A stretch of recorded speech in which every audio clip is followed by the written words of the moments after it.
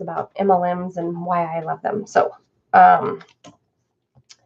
when the mortgage world went, what I didn't realize at the time was when that company failed and I had to find something new, I kind of was in the bottom of a barrel, figuring out all the things that I did wrong, what I could do different, how I could make it work better the next time. You name it. It was a big deal for me. So what I didn't realize at the time was, when you've been knocked down on your keister, you lose some of that passion, that drive, that motivation that I had always had, whether it was golf or it was starting my own business or it was being good at sales. There was a reason I got into mortgage. I was really good at sales when I first went to work for a company called Norwest Financial, who had bought out Wells Fargo Financial. I know, what? Wells Fargo got bought out? Yeah, way back when, by a company called Norwest Bank. They just kept the name Wells Fargo. So anyways, one of the things that I realized that I really wanted was no more. And if you're in a job like this, this is tough. If you're in a job where you are only as good as your last sale, that's rough. You don't have a passive income. You don't have another revenue stream. You're not really building a book of business. So when it comes to stuff like mortgage, which I was in, real estate, yeah, it's great. You make good money when you close a deal, but that deal isn't going to close again for 5 to 7 years, meaning the average time that people move, refinance is 5 to 7 years. So you have to stay in front of the same person. This was the statistic, 32 times, in 1 year, to stay top of mind, that in 5 to 7 years, when they decided that they needed to do something, that they would actually call you back. Nay. That is a tough way to make a living. Not only that, but in sales, you are constantly pounding pavement for that next deal.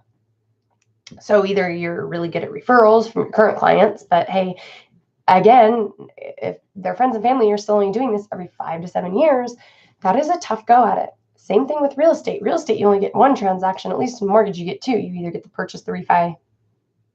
When I say refi, that can be a cash out or whatever. But now, when you talk about industries tanking or going down, as we know, unfortunately, they're very cyclical in what they do.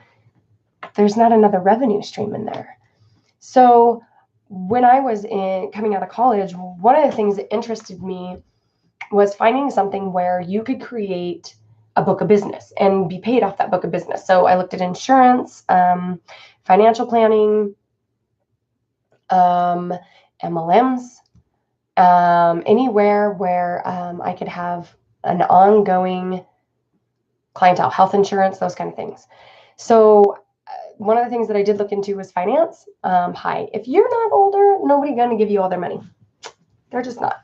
If you're young and you're trying to start out in finance, I'm sorry, I'm not going to give you $500,000 to go invest and hope that you do well, because that's my retirement. Maybe I'll deal in mortgage or real estate with you, but no, not in the finance world. Insurance, another great one if you've got 20, 30 years that you want to build a book of business, because they only get paid pennies on the dollar for all those policies. And let's be honest, nobody is loyal in the insurance world. It's whoever has the lowest rate or the lowest premium next. Okay, that's rough.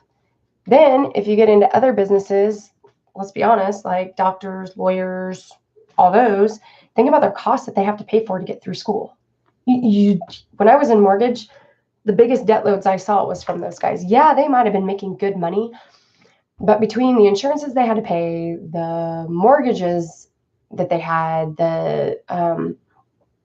their student loans, and then the equipment to start their own practices, they're just broke on a higher plane.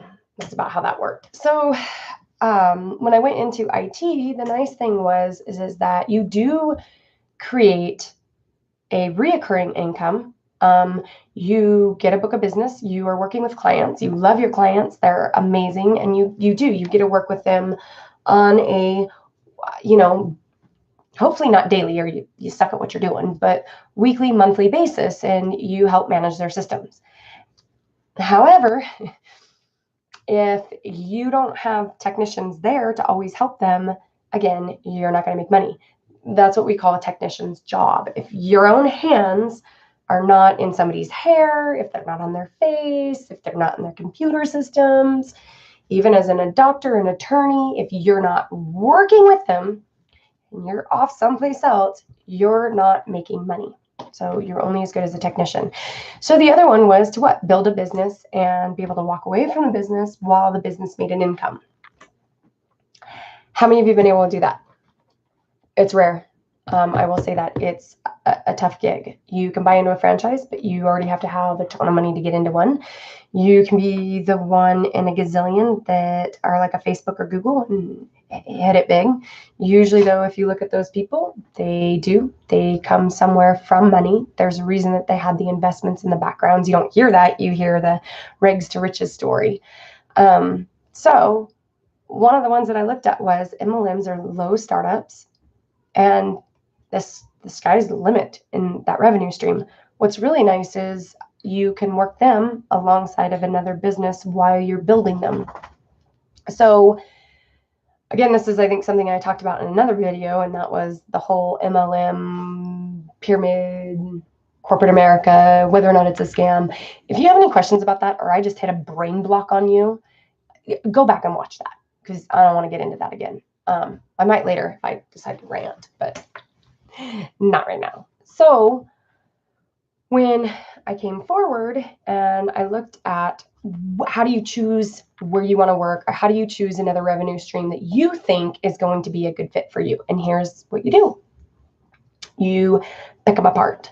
So after having the jobs that I've had, knowing how I wanted a revenue stream, I wanted one that was passive, where if I decided not to go to work that day, I could still make money.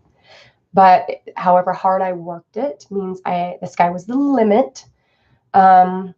And after owning companies, I realized I don't care what anybody says. You have to have employees.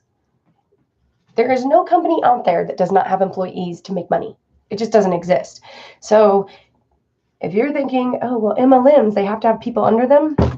Duh. Look at Nike. They have to have people underneath them. It's the way it works.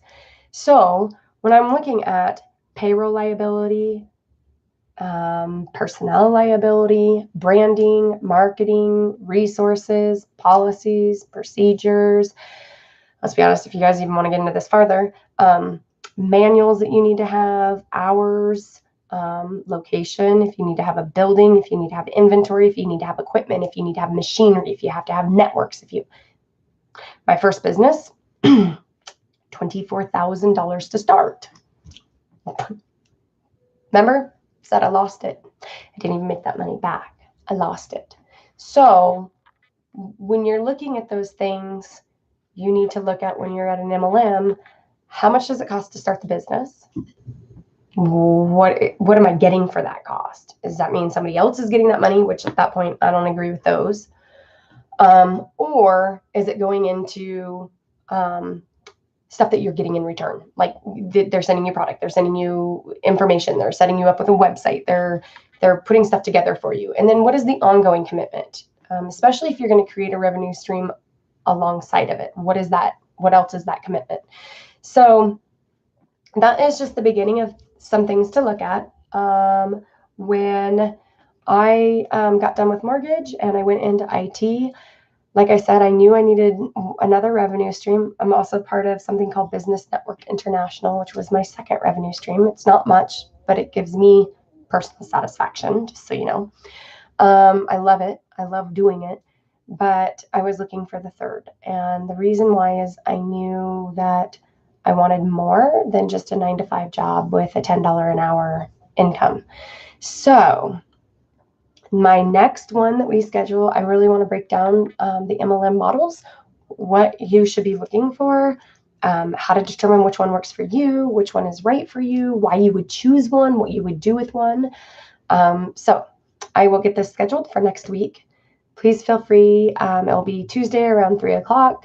Subscribe to my channel, because I'm really going to start picking apart some do's and don'ts. And even if MLMs aren't for you, there's still information that you can take moving forward in your own career, whatever it is.